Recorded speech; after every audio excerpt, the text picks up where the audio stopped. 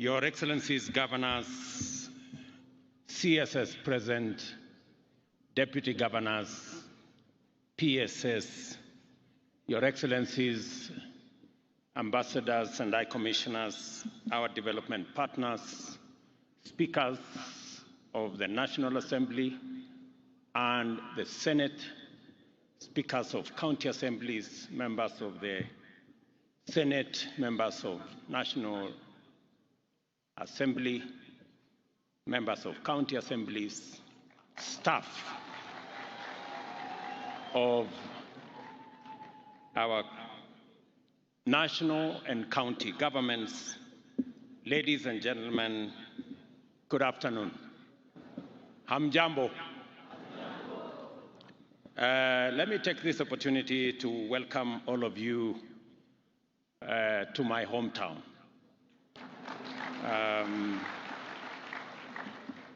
Just to give you a bit of geography, I went to primary school, pre-primary school actually, about 25 minutes drive northwest of here. And I went to secondary school maybe 2 minutes drive from here to the school I went to there. And so while I am here, I am a village boy.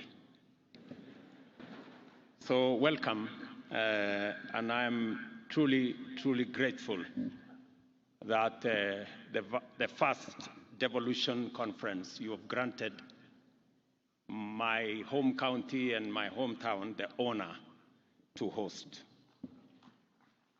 I am delighted to be with you today as we commemorate the 10th anniversary of the most transformative achievement of the radically progressive constitution that the people of Kenya gave to themselves 13 years ago this month.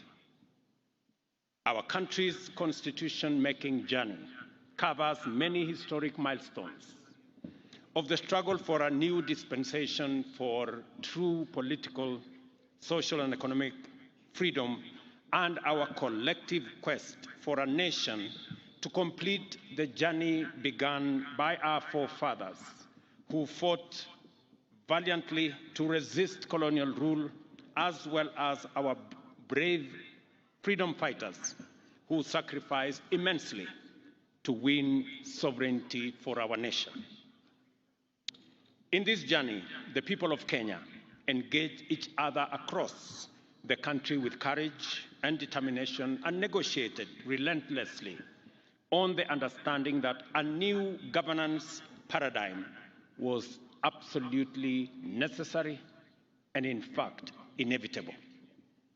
As we reflect and reminisce about constitution making, one thing becomes absolutely clear.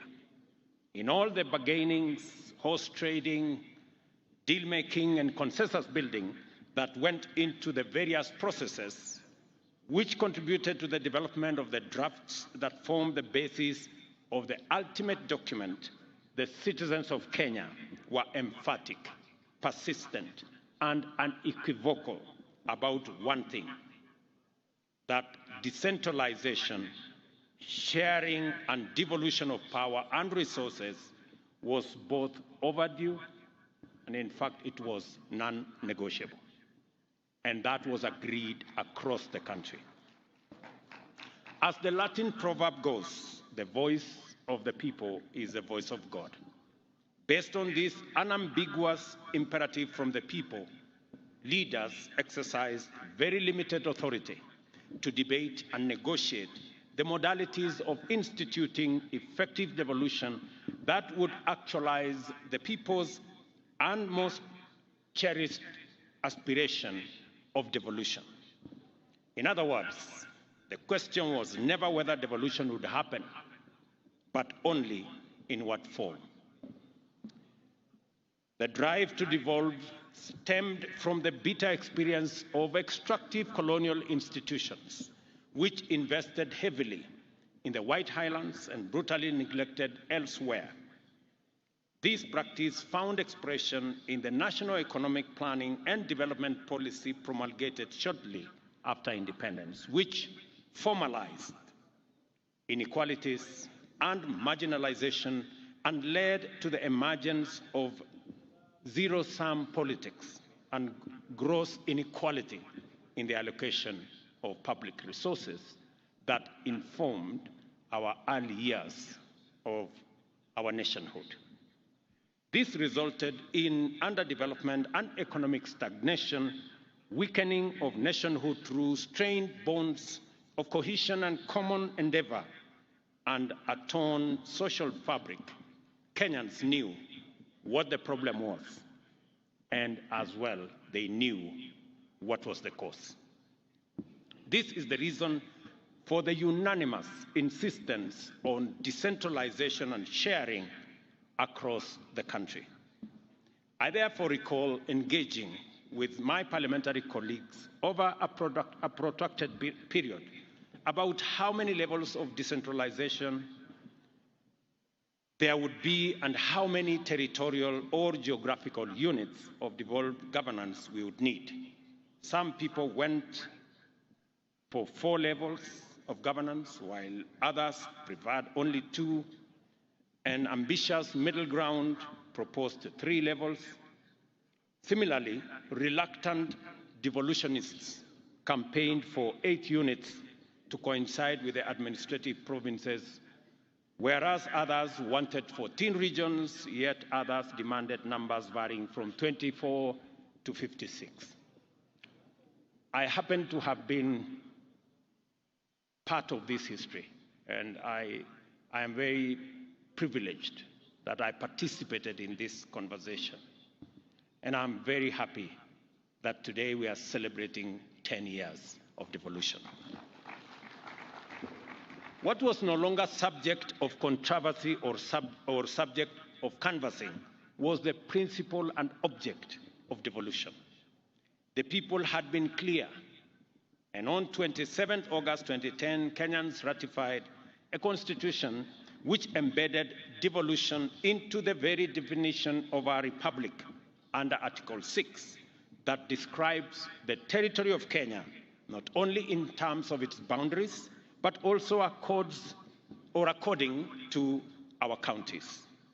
In Article 10, the Constitution also highlights sharing and devolution of power, democracy, and participation of the people, as well as equity, social justice, inclusiveness, non-discrimination, and the protection of the marginalized as national values and principles of governance, with preemptory implications for the exercise of constitutional authority by any person at any place at any time. Counties are therefore intrinsic to the Constitution and proper definition of the Republic of Kenya. They exist to serve as platforms of actualization of the sovereignty of the people in several fundamental ways. They make state power more democratic and accountable and promote unity through diversity by arbitrating between competing political impulses towards disintegration on one end and over-centralization on the other. Devolution also restored to the people their powers of self-governance and promoted their participation in the exercise of powers of state and in making of all decisions that affect them. Under devolution, our communities regained the right to manage their own affairs, while the interests and rights of minorities and marginalized could no longer be ignored. Article 174F of the Constitution sets out what the chair of the Council of County Governors, my dear sister there, Anne Mumbi Waiguru, correctly referred to as the role of county governments as the last mile implementers of critical development agenda, including the AU's Agenda 2063, the UN Sustainable Development Goals, Kenya's Vision 2030, and the bottom-up economic transformation agenda. It states that One objective of the devolution of government is to promote social and economic development and the provision of proximate, easily accessible services throughout Kenya, as is that of enhancing checks and balances and separation of power. To remove any doubt as to what Kenyans really wanted to do with devolution, the Constitution sets out one object of devolution to be that of facilitating the decentralization of state organs, their functions and services from the capital of Kenya. By design, devolution was destined to instigate unprecedented transformative change in every part of our political governance and development reality. It recalibrated our democracy, development, and reoriented policymaking by simply redefining what was at stake at all times and handing over power to the people in their greatest number. This change was dramatic, and a change management framework was essential to the smooth transition into the brave new world that we got ourselves into. Despite the efforts of the Transition Authority and the Commission for the implementation of the Constitution, the inauguration of devolution a decade ago was fairly noisy. And I know it because I have had the privilege of being the chair of IBEC since the first day we rolled out devolution until I changed jobs. Executives of both levels that shareable revenue is transferred to counties in a timely and predictable manner and in accordance with the law. Finally, we undertook to transfer funds owed to beneficiary counties under the Mining 2016 and the Petroleum 2019 Acts, and to collaborate with counties to increase the capacity of such counties to benefit from extractive resources. Money that I have instructed to be disbursed this year. We recognize that the bottom-up economic transformation agenda will achieve its highest potential and lift up the highest number of people if we focus thoroughly on collaboration with county governments in order to empower them as the stewards of development at the grassroots or at the bottom, as it were. I recognize the merit in demands for increased allocation of shareable revenue to counties. I also realize that even if devolution is, by law, a two-tier affair, it should, in practice, reach the lowest and smallest possible unit of political organization. Under the principle of subsidiarity, the ward must in time become a central driver of bottom-up economic transformation. I am also in support of taking devolution to its fullest extent.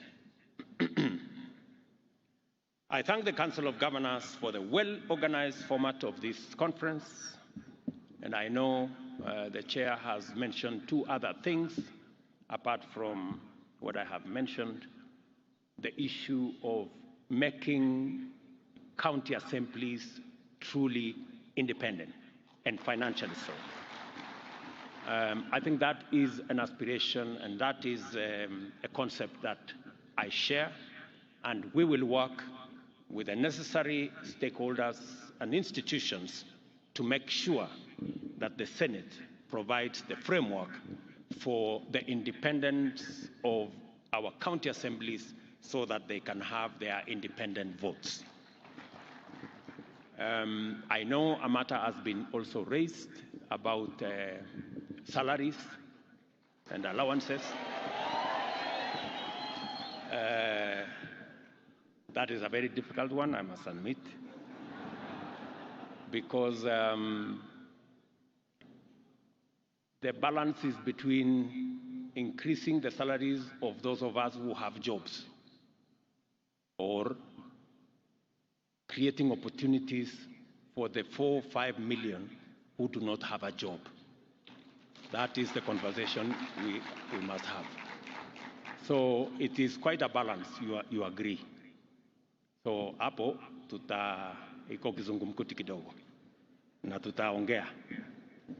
What I want to promise you is that we are going to work with all the institutions, because I have requested SRC to give us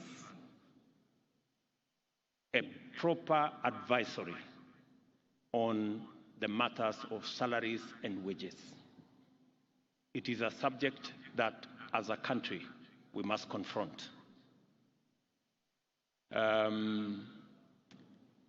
We must know that from the president to the assistant at the office, we all work for the people of Kenya. We live in the same country. We take our kids to school. We provide for their upkeep, provide for their food. We pay the hospital bills, all of us.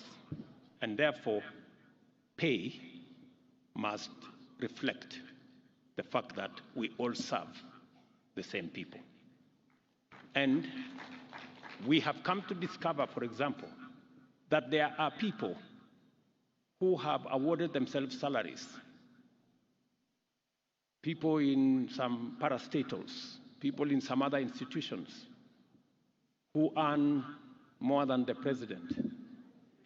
And you ask yourself, what is this job this fellow is doing that is so, so there is a conversation we are going to have. So I want to tell my county members of county assembly, that is a conversation we are going to have, and you are going to be treated the same way members of parliament who are serving in the legislature will be treated. I further commend the organizers of this meeting for clarity of purpose with which they developed the headlines and the themes therein. It is time for us as a country to shift the gear into implementing devolution over the next decade. The authors and beneficiaries of devolution, who are also our sovereign employers, demand and deserve the highest possible value for their resources, which must be delivered without fail. It is therefore time to take measures to enhance efficiency and effectiveness and ensure that, with respect to every policy, program, and project, the highest standards are achieved consistently. Inevitably, this requires us to finally usher in the performance management for high quality and sustainable service delivery in our counties. We know from experience that a robust performance management framework has enabled us implement the Vision 2030 and achieve other ambitious targets with greater efficiency. We have a duty to deliver the same benefits in our counties. The next phase of implementing devolution also requires us to think long and hard about the most fundamental variable in all development agendas, that is resources.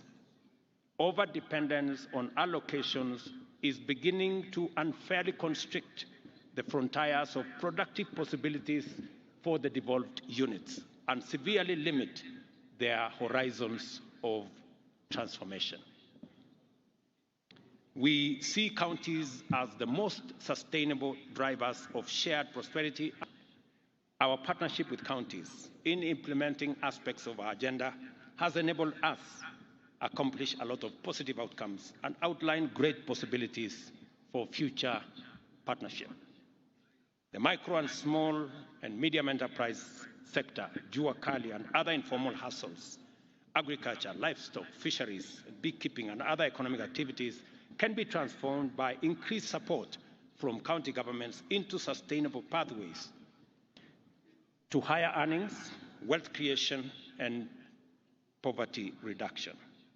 The emergence of regional economic blocs and other inter-county collaborative mechanisms to kickstart broad industrial activity are a highly promising development. The possibility of consolidation and joint exploitation of opportunities also makes it possible to package competitive opportunities for local and international investors. All these opportunities have significant positive implications for county revenues and therefore revenues available for counties to implement transformation on a more ambitious scale. Of course, I must not forget to acknowledge the role played by our development partners, local and international investors, philanthropies, civil society, and other action groups, as well as volunteers and well-wishers who continue to support devolution and devolved governments. One of the purposes of devolution was not only to enhance participation and inclusion by promoting diversity, it was also to make marginalized communities and minorities to be centralized in our democracy and to be properly represented and have opportunities to participate and benefit from it. We must therefore remain vigilant to ensure that this critical imperative is realized and to be ready to undertake robust affirmative action to protect women, to protect youth, the disabled, as well as minorities and marginalized people. In her clarion call for champions of devolution, the chair of the Council of Governors enumerated various challenges faced by devolved governments, and her assessment is fairly well considered. It is important that we endeavor to resolve these challenges, and I believe that a number of commitments and interventions I have canvassed above go some way towards addressing them. One item was conspicuously absent from the chair's list. It is well known, has a long pedigree, and equally formidable legacy of devastation. Kenyans agonize continuously over it and would like to witness decisive action to bring it to an end. It is poor governance and specifically corruption, manifested through incompetence, negligence, poor professional standards, inefficiency, waste, mismanagement, and outright theft.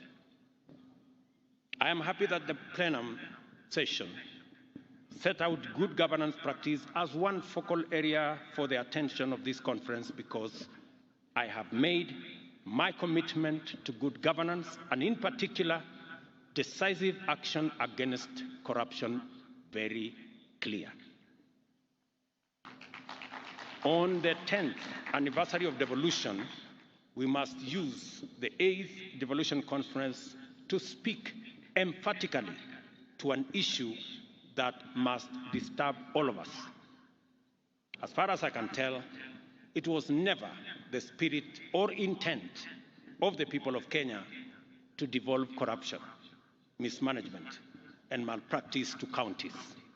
Yet, many counties have evolved into notorious epicenters of wanton looting, with everyone from the executive to the county junior staff implicated in a wild free-for-all at the expense of essential service delivery. Many innocent Kenyans are victimized, undeserved, or altogether neglected on a daily basis because of this devolved criminality. Counties must not become drivers of scandal, incubators of graft, or embezzlement hubs. The people of Kenya deserve better, and they must be rid of this reckless betrayal. We must liberate the devolution from corruption. I speak about this with passion because it is a conversation I have equally had with my cabinet and my PSs and members of parastatals. It is a conversation we have had. It cannot be business as usual, friends. And this fight we have to lead it from the front. It causes mayhem and chaos in the delivery of public service. And Kenyans across the board, from the entire political divide, want us to stand on the same side against corruption. I know they do. For this reason, we shall treat corruption at all levels of government as a high priority law enforcement issue requiring expeditious and decisive response. Regardless of position, office or status, any person implicated in the loss of public funds, whether in the national or devolved government, must encounter the punitive consequences of their action in full. I expect the agencies concerned to move with speed and attend to the many cases of corruption that are festering in many counties, including Uasin Gishu County. I wish to submit to this conference that we have a proven hack, a smart solution to kill the two birds of poor governance and efficient delivery of service with one stone. That hack is digitization and automation. I therefore encourage you, my friends, the good people who run our county governments, to embark on the journey of integrating digital solutions and ICT to service delivery and project implementation in your counties. We are open and we are going to support all the county governments to digitize their service. I am very happy that many counties have come forward to work with the ministry responsible, the ICT ministry, and the Ministry of Interior in making sure that we digitize all our services. I have also instructed the departments responsible to work with counties. If you need support in matters of raising revenue, digitizing the revenue space, we are going to work with you so that as we digitize services or collection of taxes at KRA and other areas, we are ready to work with the counties to make sure that we support the counties as is required of us by the law in making sure that you too are part of this digitization and automation process. Let me make a summary, let me make a summary in a very short way of where I think what I have said in many words. There are 5 points which I want to put across to my friends, leaders who are here. I know we have ministers here, we have governors here, and all our executives are here. We have PSS, we have CEOs, we have CECs, we have very senior staff from all our counties. It is said that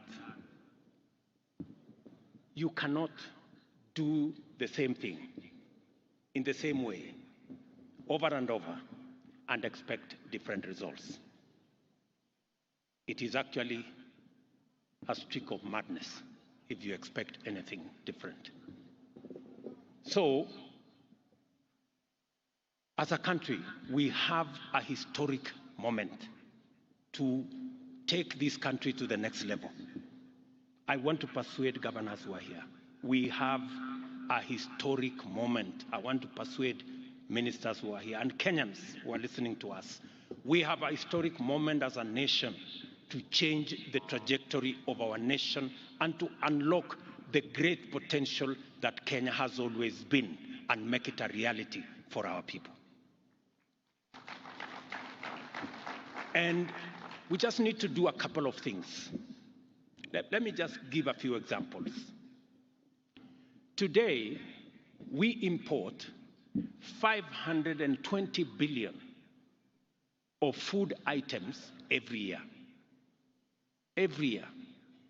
from edible oil to wheat, to sugar, to rice, things that we can produce in Kenya. We must undertake, my buddies, governors, we must agree that it is time. We have the human capital, we have the resources, we have the land to produce all these items in Kenya, save ourselves foreign exchange, improve the earnings of our farmers, and improve the general wealth of our population.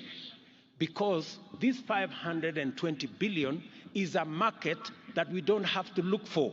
It is a market that is already in Kenya. All we need to do is to produce and satisfy that market. So, edible oil, for example.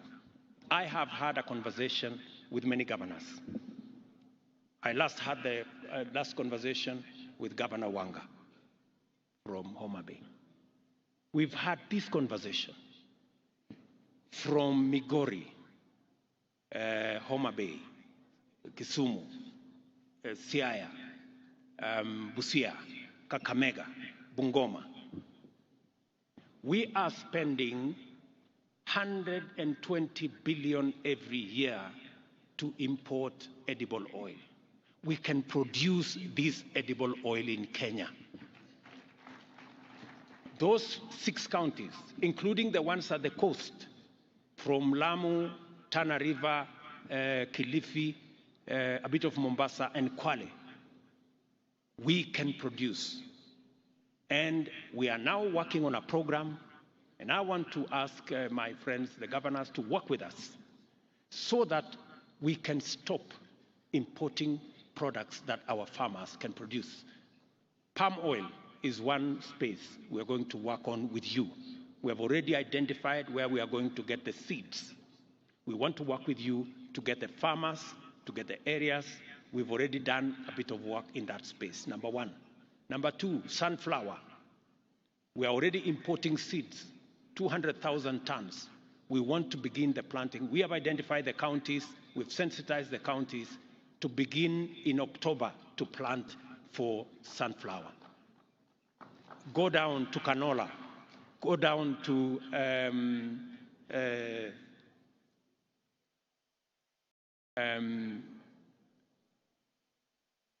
sesame in Busia, go down to what is that other? Groundnuts and the rest of them. We have all that space to produce edible oil in Kenya. I want to encourage the counties who are here to work with us. Collaboratively, we are going to unlock a huge potential. Rice is one such. We have 120,000 acres in Tana River. We have an extra 20,000 acres in Kirinyaga. We have almost 20,000 acres in Busia. We have another 20,000 acres in Ahero. We have almost 30,000 acres in Kuja. I think that must be in Migori. With 200,000 acres, we can produce 800,000 tons of all the rice that we today pay 70 billion shillings every year to import.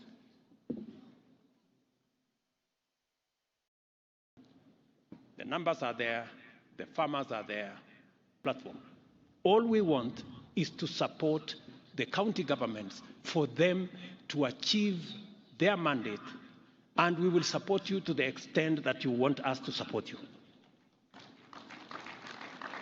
Yeah? Because we do not want to take over any function. We want to help, because the success of every county is the success of Kenya. Because we do not have citizens that belong to the national government. We have only one citizen. Those who elected you are the same who elected the national government. Sindio wangwana? So, hapo ndio mimi niko. So, issues like UHC, we want to work with you. Community health promoters, we have already agreed on a formula. We will co-fund the 100,000 community health promoters. We are going to equip them as national government. We are going to work together to make sure that delivery of health products, health services is efficient and reaches the last mile, and counties are best placed to do that. We need to work together on markets. As you have seen, markets is run by counties. But as you also know, in my campaign, Mama Mboga was front and center of my campaign. I simply cannot walk away from them. So I have to build these markets. And we intend to build 400 markets across Kenya, maybe 500.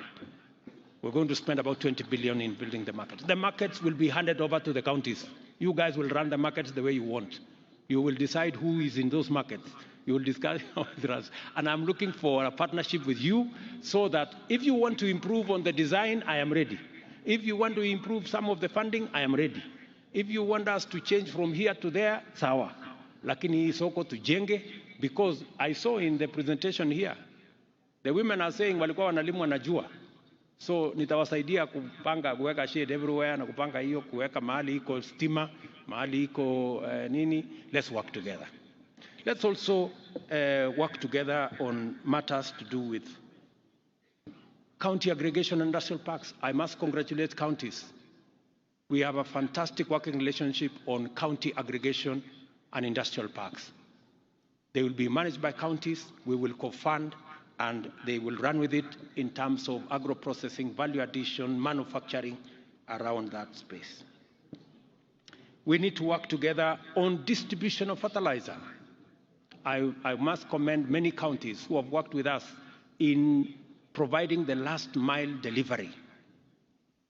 As you are aware, we believe that counties have the capacity, working with the national government, to be able to deliver to the last mile. Let us work together on matters mitigating climate change. I'm very happy that today you overshot your target of planting 2 million trees. I am told by the chair you planted 7 million trees. Tuwapigie makofi counties jameni. They've done a wonderful job. That's the space. Work together on manufacturing. Work together on mobilization of revenue. You know, even as the national government works hard to keep up to the schedule on paying on time for the shareable revenue, I want to encourage counties to also look at ways of own source of revenue. We are going to assist you so that you can meet your targets and we can do more around own source of revenue. All I am saying is partnership. Let us work together. Finally, we also need to work together in mobilizing resources. As you are aware, we have made the conscious decision that we are not going to run our development, the affairs of our country, by borrowing debt left, right, and center. We are going to raise local resources. We need to work together to build local resources, to raise local revenue. We're going to work hard as national government. We are professionalizing KRA to raise more money. We are digitizing so that we can eliminate areas of pilferage. We are increasing, as I made a commitment to this country, that we are going to be a country that is focused on saving. For a very long time, we ignored the saving component. That is why, as a percentage of GDP, we are among the lowest globally. We are at less than 10%. Other countries are all the way to 50%. So we're going to do more with our NSSF. We are going to do more with savings so that we can save and be able to fund our own development using our savings. I want to encourage counties to work with us in that space. Let me finally have the saying that on source of revenue and doing everything that we are going to do, the fifth thing I want us to talk about, finally, to agree on, is on the subject I already mentioned of corruption. Good people, it is not going to be business as usual. I want to say this with clarity. It is not going to be business as usual. It cannot be the case that we lose revenue, that we cannot deliver public service because a few people decided to go away with public money. It's not going to happen. It's not going to be business as usual. We will do whatever it takes. Whoever it is, whatever office you occupy, whatever friends you have, it will not be business as usual. I want to say that with clarity because I know in here we have very senior officials of both county and national government, so that when whatever happens, happens, let nobody say, I wasn't given notice. Everybody has notice. Those are the 5 things I wanted us to agree on. Let me finally say that on the subject of debt, I have made myself very clear. We are going to do more saving. We are going to raise local revenue. We are going to raise own source of revenue in counties, and we are going to stop corruption so that we have the money to run our show. I said also that we are not going to be importing things left, right, or center. That's why in this year's budget, cement, steel, furniture, fish, we are going to build local capacities for those. We are not going to be importing. And as I have said, it cannot be the case that every other time we think, we are thinking of how to import more. Let me finally say, as I said, we are not going to subsidize consumption. We are going to promote and we are going to invest in production. That's what we're going to do. It cannot be that we are importing edible oil, we are importing all the other food items from rice and everything else, as I said earlier. We have to have a paradigm shift. We need to invest in production. And I am very proud of our farmers. Our farmers, if there are any patriotic people in Kenya, it is our farmers. Just with the reduction of fertilizer from 6,000 something to 2,500, they have done an extra 200,000 acres of crop. If you see in Kenya everywhere, our farmers are doing a phenomenal job in producing food for us as a country. So instead of subsidizing that corner, we are going to be promoting production. I know there is, I saw some story today in one of the dailies who said we've gone back to subsidies on oil products. Let me tell the country that we will not go back to subsidies of any nature that distort things and causes us a lot of unnecessary leakage. If the Nation newspaper would bother to understand the facts, we are making prudent and proper use of the Petroleum Development Levy that is provided for in the law. It is meant to develop the petroleum industry, and it is meant to stabilize prices whenever we have unintended hikes. Instead of the nation commending us for using the Petroleum Development Levy as was provided for in the law, they have decided to be negative. And that is how we suffer as a country. All the positive things that are made by our friends are destroyed by the very negative things that we say about our country. I hope that the Nation newspaper has learned something from what Meg said, and that they will stop this tirade against the people of Kenya and against the government of Kenya, unless they have another country that they belong to. I'm told they are owned by some people who don't live in Kenya. Maybe that's why they don't give a damn about what happens to our country. Let me finally, I've said finally several times, but you have to forgive me. I am also in my hometown, so I am allowed to do a few things. So I think I have said everything I wanted to say. I'm really happy that we are doing this. We are having this meeting of minds. I want to promise my colleagues, governors who are here, that I have every intention working with them to promote everything they are doing. And whenever they need any support from me or from the national government, we will be ready. I know our development partners have done a phenomenal job in working with us to plug the gaps that occasionally exist. And I must commend them. I must commend our development partners.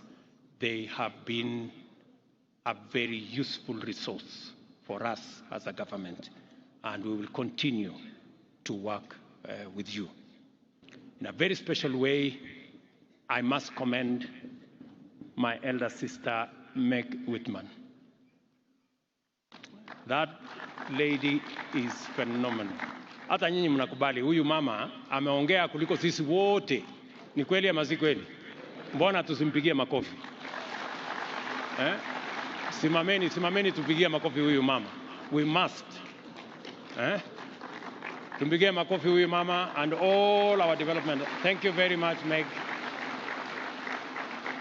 You spoke like the 50 million Kenyans, one person. So thank you very much, and thank you. I'm not saying this to say anything else about the other people. Thank you very much.